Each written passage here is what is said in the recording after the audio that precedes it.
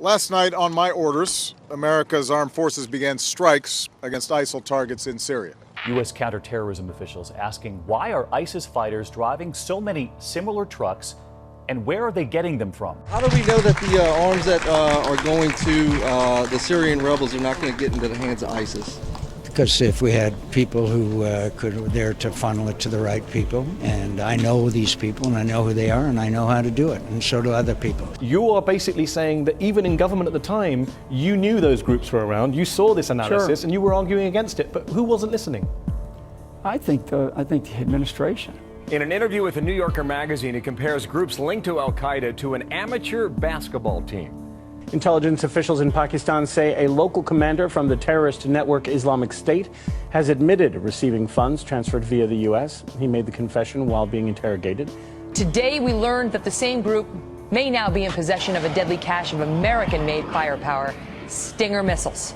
I think it was a willful decision. A willful decision to go support an insurgency that had Salafists, Al-Qaeda, and Muslim a willful Brotherhood. decision to do what they're doing, which you'd have to really ask the president, what is it that he actually is doing? As I've said before, this aspect of our strategy was moving too slowly, but the fall of Ramadi has galvanized the Iraqi government. So with the additional steps I ordered last month, we're speeding up training of ISIL forces, including volunteers from Sunni tribes in Anbar province. Now, U.S. military aircraft have dropped ammunition in areas held by ISIL terror group in Iraq. Now, according to volunteer forces who are fighting the terrorists, American helicopters dropped boxes of weapons in Yathrib and Balad districts in the Salahuddin province. We now hear that President Obama will ask Congress for $5.3 billion to equip and train Iraqi soldiers and quote-unquote moderate Syrian rebels to fight the Islamic State militants. Reports say the U.S. military has airdropped weapons for the ISIL on several occasions.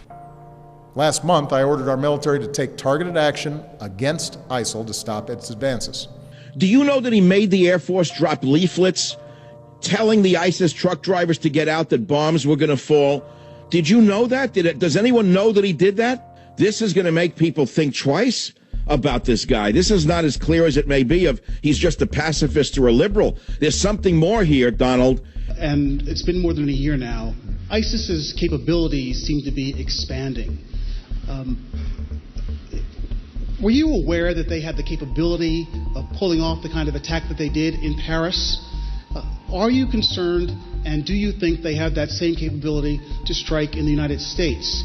The unclassified reports have estimated that in just the first 12 months of renewed ISIS operations in Syria and Iraq, they've recruited more than 22,000 foreign fighters. At least 4,000 are Westerners. So those are Americans, Brits, French citizens, German citizens. It was very disturbing to pull this from the UN website in September that says of the 381,412 arrivals that came across the Mediterranean Sea just this year up to September, that 15% were children, 13% were women, and 72% were men.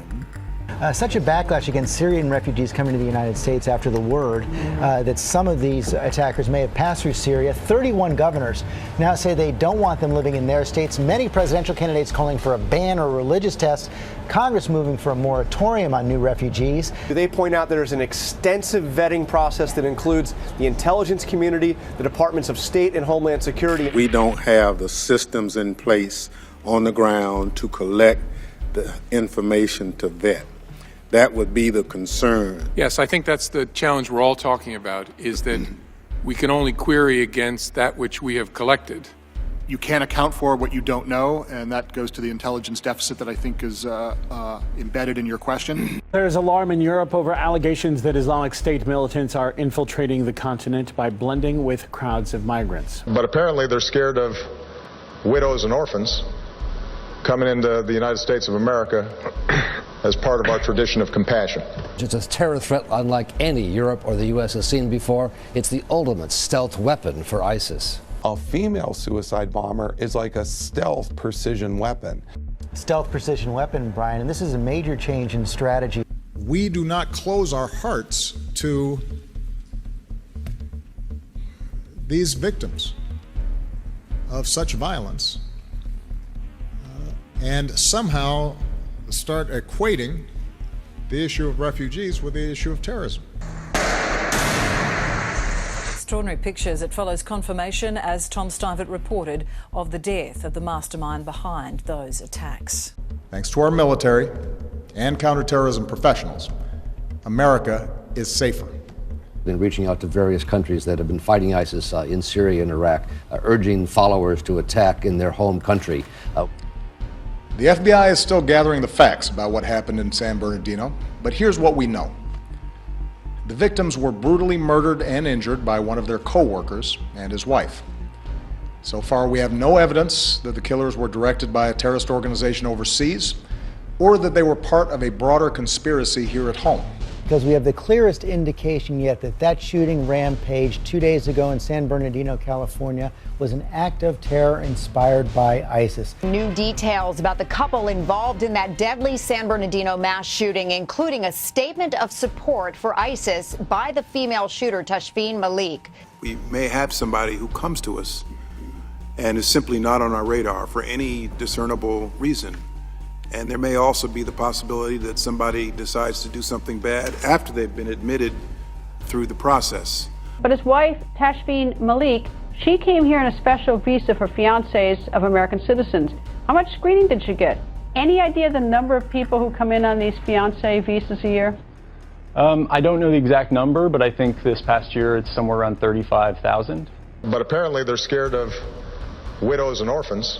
ISIS has been a main concern of the U.S. through just this sort of radicalization. Not directed plots, but people who follow ISIS propaganda through their relentless outpouring of propaganda around the world every day. In June 2015, Iraqi officials reported that as many as 500 children were kidnapped by ISIS to serve as suicide bombers and child soldiers. Anybody who had a chance to see those kids, hopefully you understood the degree to which they're just like our kids.